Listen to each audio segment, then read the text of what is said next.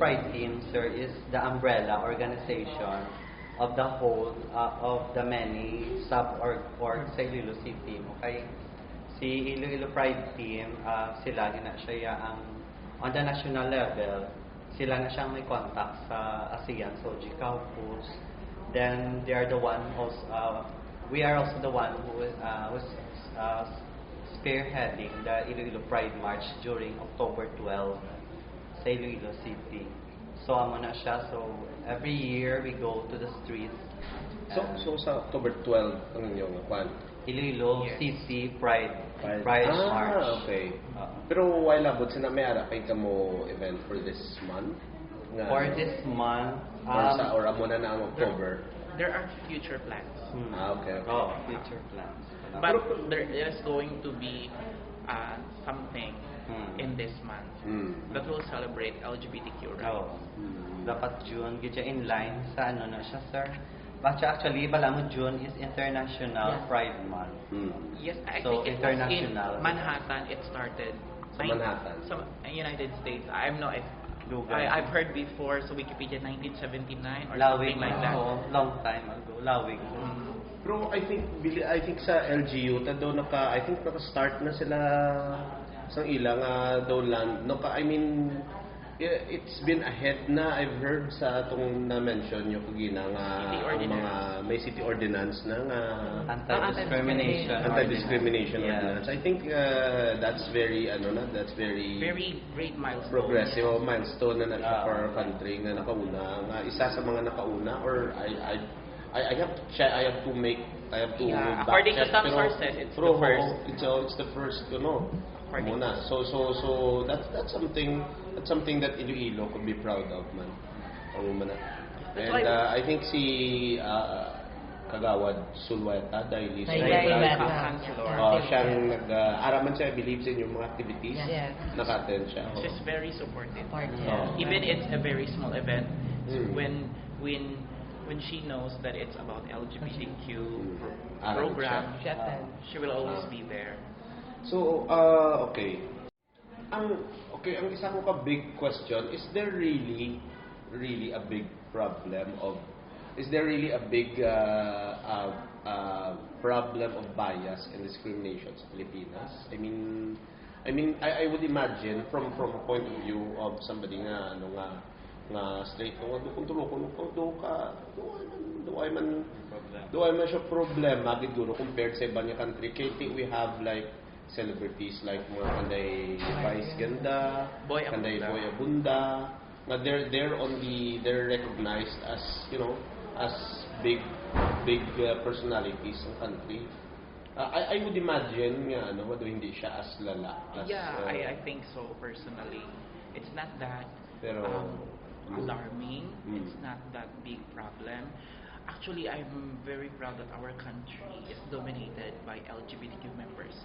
If you are going to check sa mga different sa mga different sides ng sa country, like for example in the industry of cosmetics, in the industry of business, filmmaking, there is always LGBTQ member.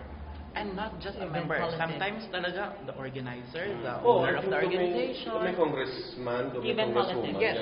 Even in politics, we have a congresswoman. In politics, it is highly recognizable na sa government. I don't see that much problem. For me, there is a discrimination, there is inequality, but it's not as high compared if we are going to do comparison with other countries. Here in the Philippines, we are doing so good. We are experiencing the best. And that's for me because I also went to other countries.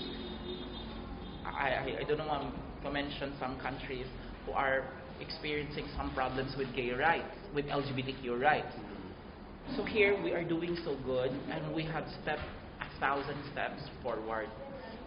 My very concern lang talaga, there is bias in addressing, for me, because I'm really passionate about my advocacy, the HIV. The only bias for me is that there is no enough support in promoting HIV awareness and HIV education. That's for me. Because as I've said, if we are going to check the statistics, like South Africa, isa yan sa may pinaka malaking rate about HIV, but with the help of their government, nag-decrease. Other countries. But why here in the Philippines, nagalala, we never go down. We go up. And there are so many organizations who are promoting HIV awareness and HIV education. So therefore, if the government can see na hindi tayo nagkakaroon ng magandang resulta about our programs, I'm not saying na wala masyadong ginagawa, but if we check the statistics, the numbers don't lie. Meron talagang problema. So maybe there is bias with some organizations na nagsasabi that they are going to promote this advocacy, but they are not genuine and sincere with advocacy. And there are also people who are claiming themselves as ambassadors of this HIV education or awareness, but not sincere also, not passionate with advocacy. So the government should see this. There is really, for me, here comes the bias thing comes. So the government should be aggressive or to check the details. To check the details, what's going on. Because the youth is increasingly getting affected with this problem. And I have read one article that it's going to be a national population in the future if we don't take action right now. So that's the main. That's where the bias thing comes for me. But for discrimination and other stuff, I'm okay with it. I am so grateful that people are very welcoming nowadays, and even the families. Before, it's a death sentence. Oh, before to the family members, especially to the fathers. If the father knows that you are gay, then you're going to have a hell life, mostly, but not all, but some. Before, but now they are very welcoming because also of what we are capable of doing. But we are very family oriented. We love our family. We support them even if it bleeds and even if it hurts. So there is also a greater level of acceptance. In terms, yes. Alam mo na mga personalities pala nga who are very successful. Ano makita mo nga, okay, si ano is successful, this and that. Like, no, may arasang mga itong congressman, congresswoman, no, na, okay. So, muna. Okay. I think, ang bias lang yun siguro, sir, ara lang yun siya for those people who are holding the Bible. I think we have a big problem in dealing with those dira lang gid siya ka problema always gid. Mga medyo hardcore religious because mga super conservative, ultra conservative. In my point of view, Ganister, I am asking, who is your God? Because we believe that God is love, diba? There are a lot of people who keep on saying God is love, God is love, God is love. So we are referring to love as our God. So practice man kami love. So as long as we do love, we are also doing the act of God, which is the love, di ba la? That's the bottom line there. But it's really difficult to have a debate when we talk about religion. Yeah. It's really difficult. I think what we can do is that sometimes we really have to understand their part as well. Because sir, actually, if you try to dissect the history of the Bible, before it was translated from its old transcript to English, gin-share na sa amon, sir, sa amon nga pastor, na there's no such term as homosexual on the original transcript of the Bible. For all we know, kadamo sang ano nga halin sa Bible, no, kadamo sang mga ano sa Bible, halin sa Bible, which is ano siya sang LGBT o part siya sang amo na society, like ang story na bala, ang gina-recite na bala during wedding na to sickness or health, to ano na siya, it's derived from the womb, same sex nga ano sir sa ano. Same sex nga relationship. Oo, pag amo na siya. Amo lang nagaling sir, well, that's like homosexuality and the Bible naman na siya nga topic.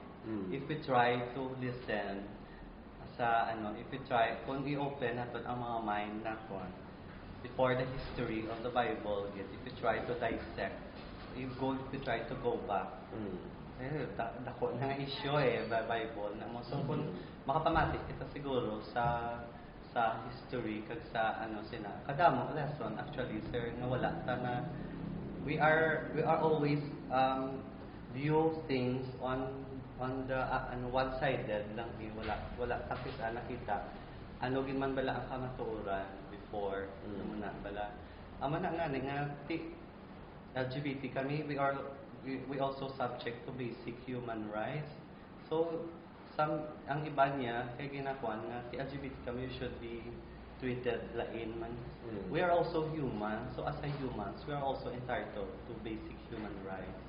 And going back dito sa ano gani, actually na ang SOGI bill that was nadula naman to siya for 15 years na sexual orientation and gender identity and expression amo na siya. So ang SOGI bill sir dito na siya tani nakadayday tanan ang mga rights kag mga tanan-tanan na pertaining sa LGBT. So wala to na permaan, it's because gin turned down to some as a Senate or wala siya recently lang or last year lang nadula to siya. It's because of the of the religious opposition sa some of the lawmakers. I think why not? Hindi mo na isa ka dako mo challenge. O tinga ate ibang nga countries ganit sir how na approve man in some like for example in sa ibang mga countries, Belgium, Taiwan, di ba la? Yeah, Taiwan the first in Asia. First in Asia, legal ang ano. Probably because nga ang ila tong marriage religion is very not as high ultra. Because we are the only like the biggest Christian country in Asia, and the church or our religion plays a vital role in our country. It's not going to be an easy battle. Yeah. So. But I think for us, what we can do right now is also, I think for me, we have to be, I think we have to wait, we have to be patient, because we can't deny that it's not, maybe it's not easy for them also. They have also their own reasons, so we have to be patient. We have to move, but we have to be patient. I think that's the best thing that we can do, because if we always like complain that right now we need like this and complain and compare, nothing is going to happen. It's not as easy as pie, so it doesn't happen overnight. So it's going to be a process, but the good thing, there is a process. There is a process, and we are doing the process right now. So I think we have to be patient, and also we have to let these people involved to understand more, and in a very good way of letting them to understand these kind of issues or this kind of thing. So I think we can reach what we really want in the future, but I think it's not going to happen in the later years. It's hard to argue with religion. It's hard. Yeah. So okay. So what are your plans for the future sa inyong mga organizations? So organizations niyo or sa inyong movement or mga or as a community, anong mga plans niyo for the future? So sa amon sa La Villa, ang plan namon na we continue to do what we do, advocacy, tanan nga advocacies within LGBT advocacy sa mga na ipa and together with some organizations community like FPOP, LGU, and future plans pag namon sir later on nga ma-institutionalize gidya ang amon org, and then not just sa amon but on the bigger picture ang gina visualize gid namon sa future is maano gid siya sir, ma-put everything in place ang tanan nga org, down level sa barangay to district at to the whole city. Amon na yung gina-foresee namon sa in the future. Kay ma-post lang sir ma-post lang. An example, in some provinces, mayara sila yung ginatawag na LGBT officer or LGBT staff within sa ilang municipality that gathers each representative for each sitio or puro. Mayara kami to one time na pag project Balangaw, wala namon sir sa isa ka province. Mayara sila yung represent like in Pavia. Mayara sila yung officer dijaya sa munisipyo nga ginutang nga which is ga-require dijaya sa each barangay or puro. Mayara dijaya representative or president or representative or nga naga-represent sa barangay nila kay mahapos ang access like sa ang tanan ni nga queries kag tanan ni nga gina-hopes kag gina-dreams ng community mahapos na lang mag-cascade into lower levels ng society sa community. Mahapos gidya sir sa tutuod amo na one thing nga nag-ang barrier sa development kag sa pag-progress sa aton gina-call for sa health sa acceptance. Kaya ang iba niya lang sir nga community ay sila existing nga mga nga org no. So since putting up an organization is not just mandatory para kumbaga common bond na siya sa mga tao within the okay lang kung ang mga members ng society mo as active and then amo na sila ka-open ang ilang parents sa society nila si what if wala sa may stand among sa ila. So I think with the help of the LGU kag the future project mas sa aton na city hopefully, so I think medyo mas bright ang future sa LGBT community there sa Iloilo City. For me naman as a student naman, I want to create a organization or a group that supports trans students like me because I have heard many problems sa mga transgender sa mga diri sa Iloilo na nag-discriminate sa eskwelahan. Well, for me, I have experienced that already. And in that way, I want to make a movement or to make a goal nga to make a stand nga to erase discrimination among students. Dapat equal because I have experienced that a lot of times. So, my plan or my goal before I graduate is that I need to put up a let's call it lasib nga trans students should be equalized in a university or in a school because gender is not the basis of your education. So, dapat if you see yourself as a woman or a transgender or a trans man, you deserve proper education and you deserve to graduate with heads up without any discrimination behind you.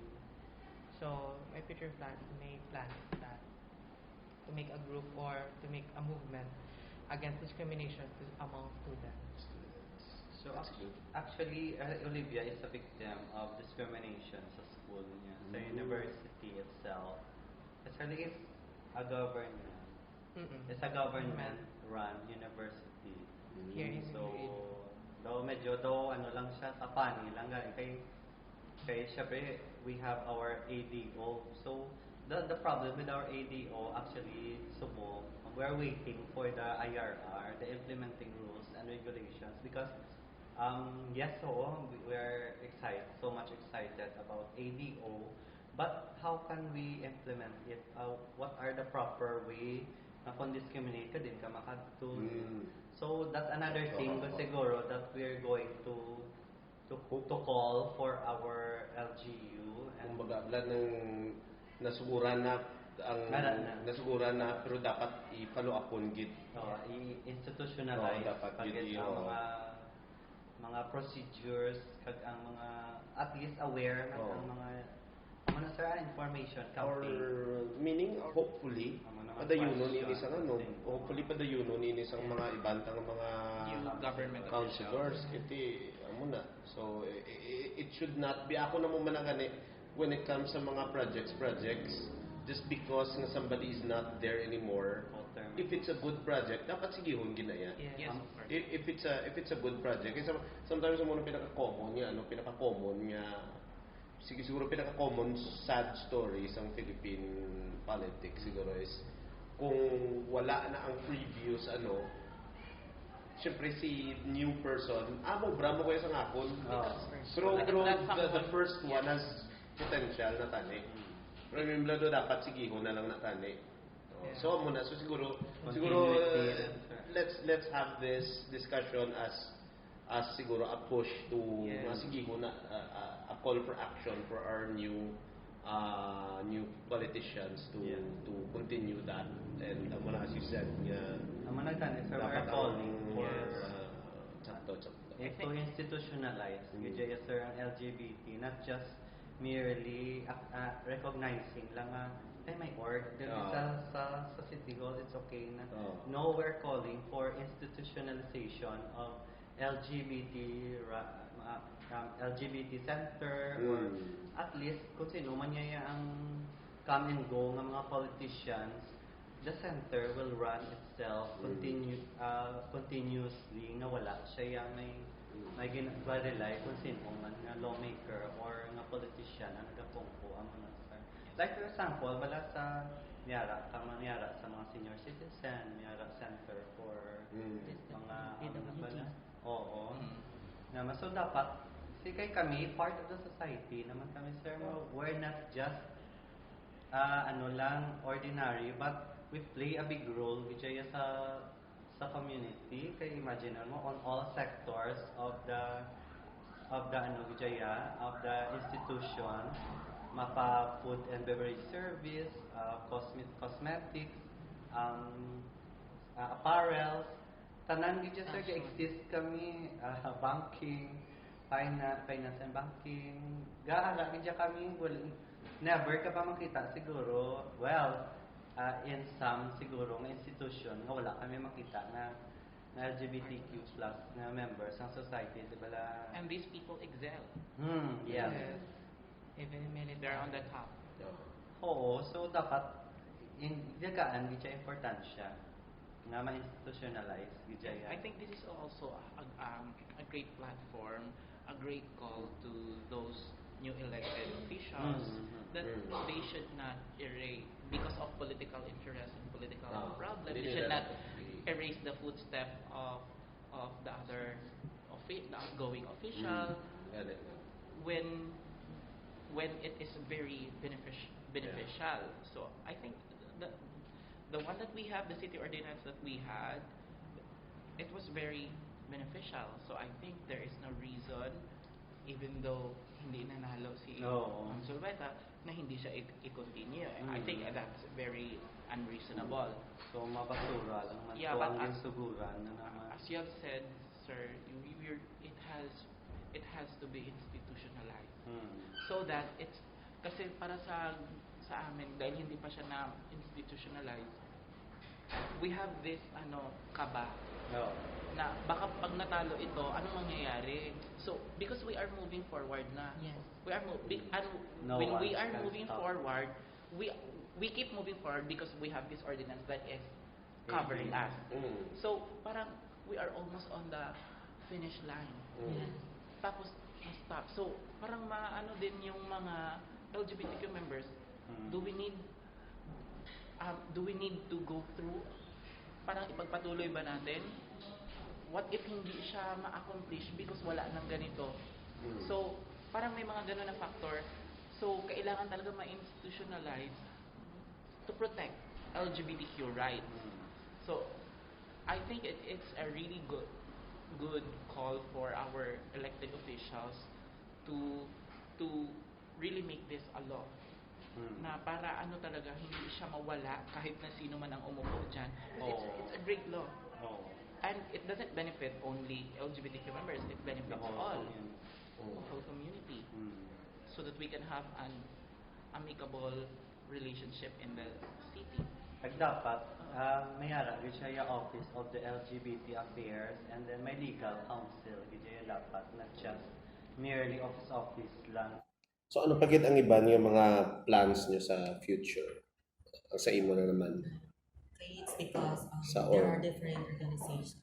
Ang sa inyo yan I belong to the NGOs. And we are planning for the future to have innovations and looking for those persons who can have and attend seminars like peer educators and at the same time community-based service motivators in order for them to render service to the community and society, and not just only for pageant but of course emphasizing about in connection in any health services, because this is our right not only for LGBT but from the children and adolescents need to have access to any health services.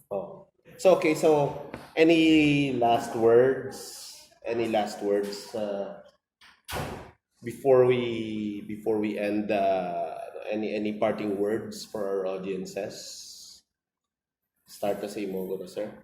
For me is that we should seek education, we should seek the right information about HIV awareness, about HIV education, which is, I believe, that the main issue that LGBTQ community is confronting into.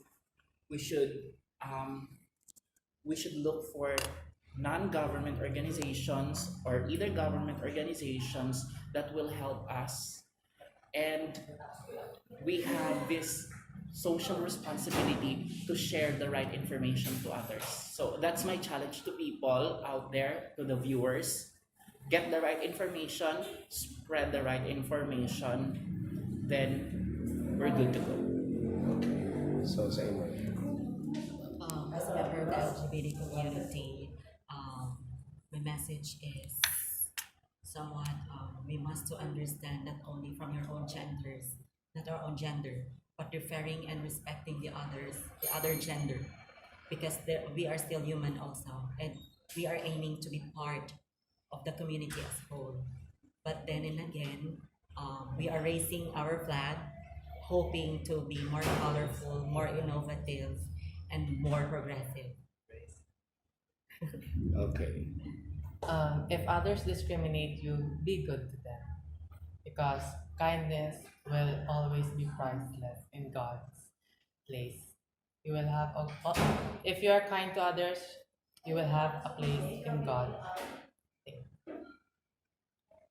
So my last message from La Villa Pride. So we hope that Iloilo City will soon be friendly, and not just friendly but a safe space for LGBTQ++ community. And since we are one of the fast growing cities in the Philippines, we hope that one day mag-unite na gid ang amon nga society, not just kay Kalaway man ang within our society. Also there's a division among our society, so we call for a unity, not just for other hetero people but also for LGBT community. And kabay pagid nga last note ko is we should celebrate love and acceptance and diversity. Amo lang gina siya for this Pride Month. Thank you very much kay Marcel Miliam, kay siya lang una kong naging contact, and then si Marcel ang nag-connect sa akin sa aton nga mga guests mo. Since si Marcel is ara sa Manila, so wala ko siya advisor. Isa siya sa mga advisor niyo. Okay, so thank you. So amo ni inyong flag, ipakita ta sa i-wave or yan ba. So amo ni, so this is explain ta lang goro briefly. So amo ni ang i-explain niyo ang flag niyo. medyo na sorry naman sa our LGBTQ flag. So does each color have a representation or what? Or it's just explaining how colorful the community is? So muna siya. How colorful the community is and how beautiful the community is. When all these colors come together. So thank you very much sa ating mga guests. So there you have it. Thank you and see you around.